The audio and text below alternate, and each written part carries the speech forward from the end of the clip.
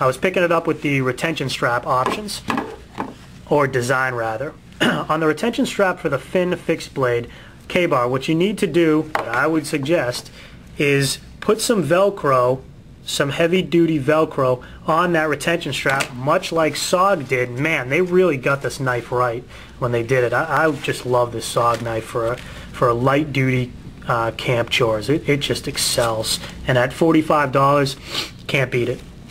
But see how this has that Velcro, and you can close it down and it stays down?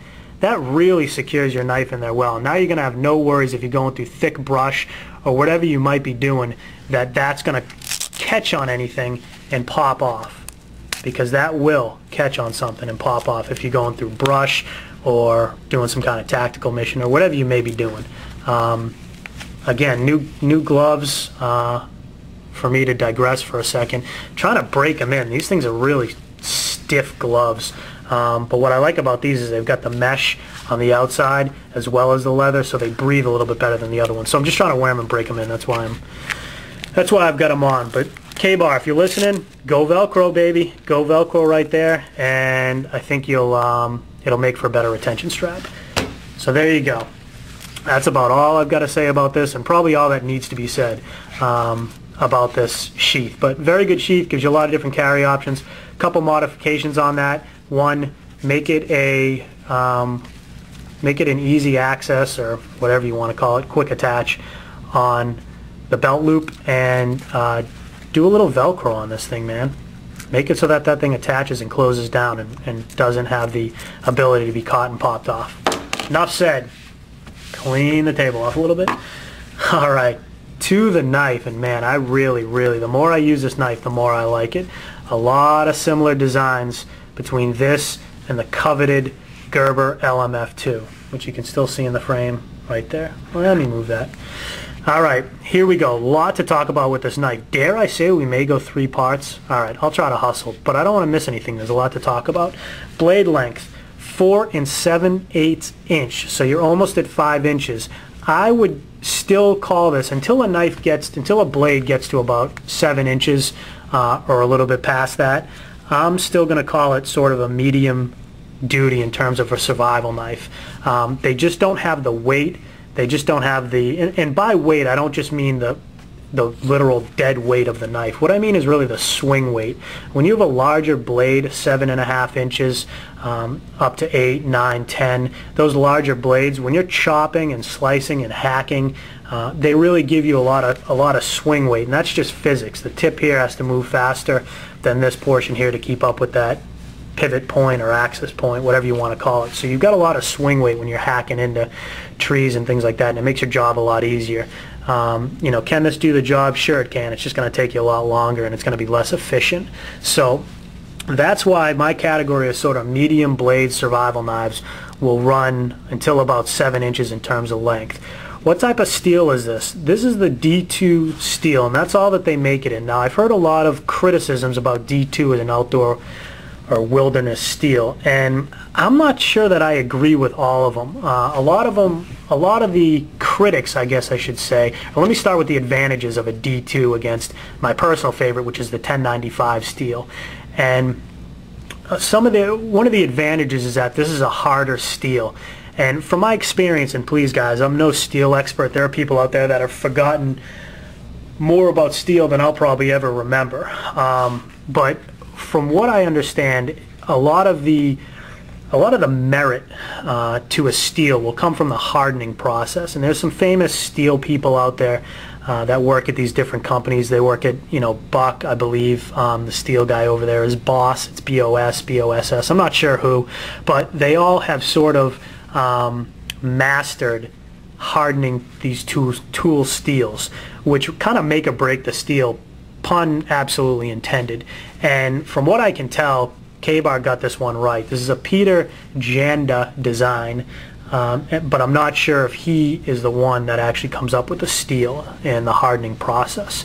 So this steel is going to be harder, more brittle, whatever you want to call it, than a 1095 steel, which will give it tremendous edge retention. These knives are razor sharp out of the box. If anybody's ever gotten a K-bar that's not razor sharp out of the box, let me know, because I've yet to see one. They just do an awesome job. But the D2 steel will come blazing sharp out of the box, and it'll stay blazing sharp for a long time. Now, maybe one of the disadvantages, especially for somebody like me that's an amateur when it comes to sharpening knives, is that when this dulls out, you're going to have a more difficult time putting that edge back on. Now, some of you guys that are really fluent with sharpening and you've got good sharpening skills, that may not be a big deal to you at all. So keep that in mind. And you know, I'm always working on my skills and trying to perfect them, as is everybody. But you know, hey, I'm just not the best there is. Now, here comes a little bit of technicalities on the D2 steel. From my experience and from my understanding and own research, what I understand is that the D2 steel, just by its very makeup, has larger molecules.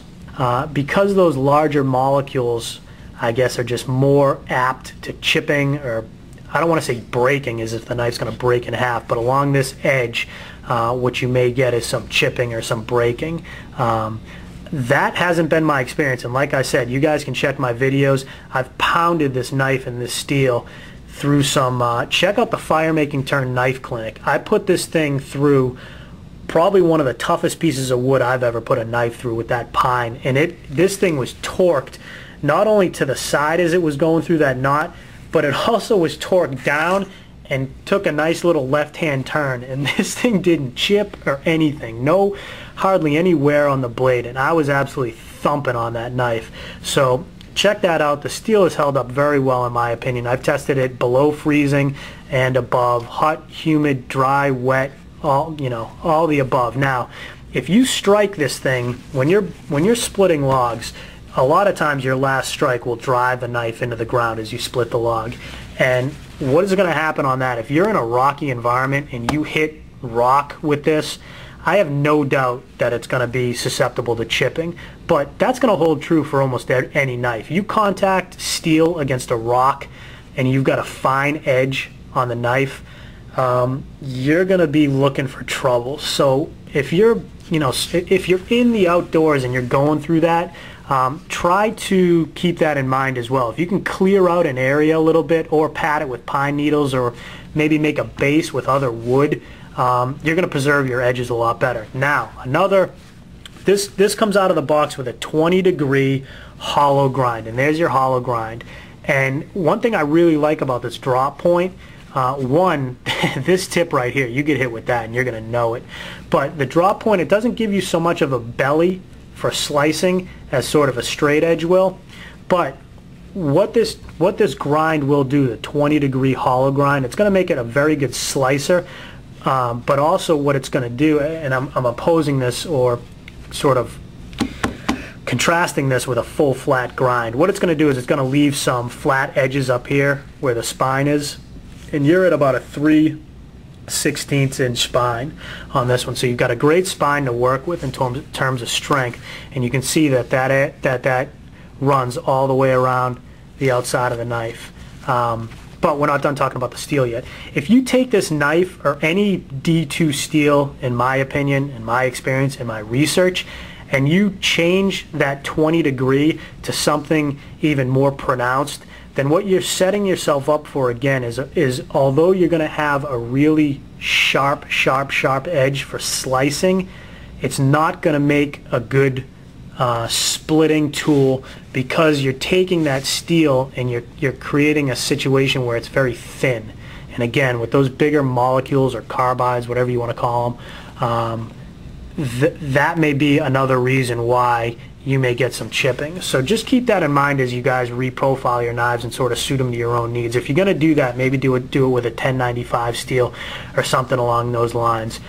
Wow, we're looking at part 3. Alright guys, let's pick it up in part 3 and finish this thing off. Franchise Kid Fin Fixed Blade Knife Review.